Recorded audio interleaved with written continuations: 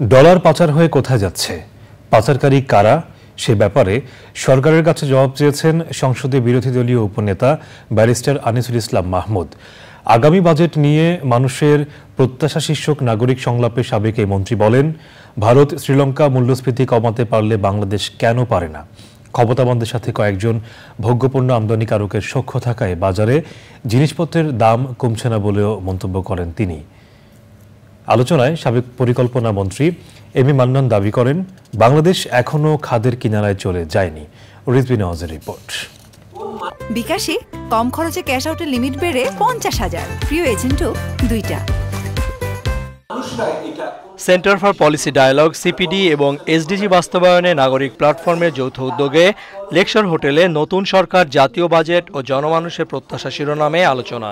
সারা দেশ থেকে অংশীদার বেসরকারি সংস্থার প্রতিনিধিরা আগামী বাজেট নিয়ে প্রত্যাশার কথা তুলে ধরেন।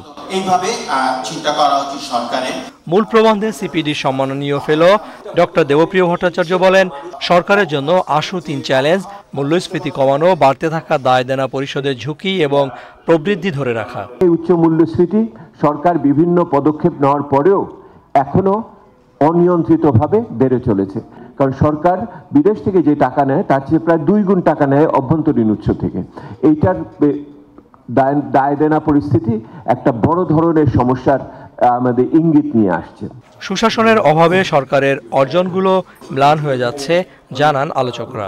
এনজিও অ্যাফেয়ার্স ব্যুরো তারাও অসহায় বোধ করেন। উগ্রবাদিতাকে আপনারা প্রশ্রয় দেবেন না, কিন্তু যারা জেনুইন এই দেশে অনুদান নিয়ে আসছেন, লক্ষ লক্ষ ডলার ছাড় হয় না সময় মতো, আটকে গেছে কোথায়? এজেন্সি রিপোর্ট আসেনি, এনএসআই এখানে কি করে? এইগুলা, এই যে জায়গাগুলোতে আমরা কেন আটকা পড়ি? এই যে সোশ্যাল সেফটি নেট যা বলেন, যাই বলেন, যদি জবাবদিহিতা নিশ্চিত না করতে পারেন, এবং মাননীয় প্রধানমন্ত্রী এইবার ইলেকশন ম্যানিফেস্টোতে বলেছেন দুর্নীতি জিরো টলারেন্স, এই জায়গায় যদি না যেতে পারি তাহলে যত এই যে বাজেটে বাড়ান তার যা কিছুই করেন কোনো কাজে আসবে না। Every country has its own governance, তার নিজস্ব ক্যারেক্টারিস্টিক থাকবে একটা। এইটা আমি ধার করে এনে আর সকল দাতা সংস্থা একটা কি বলেন আপনারা, মাঝে মাঝে যখন কেউ কেউ বলে ফেলেন দাতা সংস্থা বলে কিছু আমাদের নেই।